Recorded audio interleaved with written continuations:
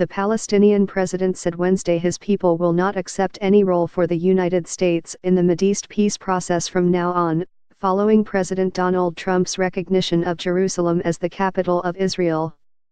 Mahmoud Abbas spoke at a gathering of heads of state and top officials from Islamic nations at a summit in Turkey that is expected to forge a unified Muslim world stance against Trump's move.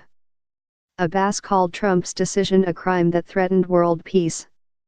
He called on the United Nations to take charge of the peace process and create a new mechanism, arguing that Washington is no longer fit for the task. The Palestinians are committed to a peaceful resolution of the Israeli-Palestinian conflict, Abbas said, but after Trump's seismic shift on Jerusalem, Washington is not accepted as a fair negotiator. The speech marked a significant shift in Abbas' approach toward the United States, after years of focusing on courting U.S. goodwill because of Washington's role as sole mediator in the Israeli-Palestinian conflict. Immediately after Trump's announcement last week, Abbas had said the U.S. effectively disqualified itself as a broker, but Wednesday's speech was more sharply worded and delivered to a global audience.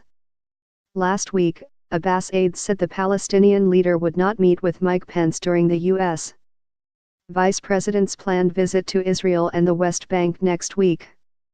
Abbas had initially planned to meet with Pence in the biblical West Bank town of Bethlehem, but two senior aides have said the meeting would not take place because of Trump's pivot on Jerusalem.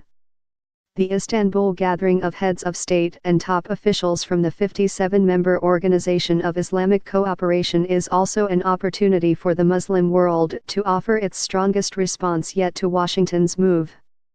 Turkish President Recep Tayyip Erdogan, the current president of the OIC, called on countries to urgently recognize the Palestinian state and Jerusalem as its capital. Erdogan has been among the most vocal critics of Trump's announcement.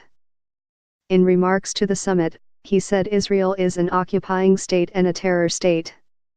Jerusalem's status is at the core of the decades-long Israeli-Palestinian conflict, and Trump's December 6 announcement was widely perceived as siding with Israel.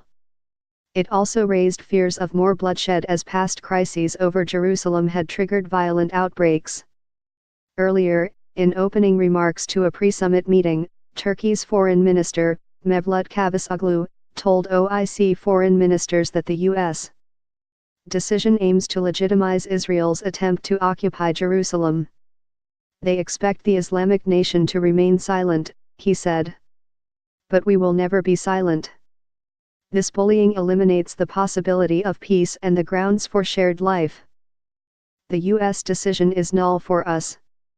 Most countries around the world have not recognized Israel's 1967 annexation of East Jerusalem. Under a long-standing international consensus, the fate of the city is to be determined in negotiations. Iranian President Hassan Rouhani, Lebanon's President Michel Aoun, Jordanian King Abdullah II and top ministers of numerous nations were also attending the gathering in Istanbul. The Secretary-General of OIC called on countries that have not recognized Palestine as a state to do so.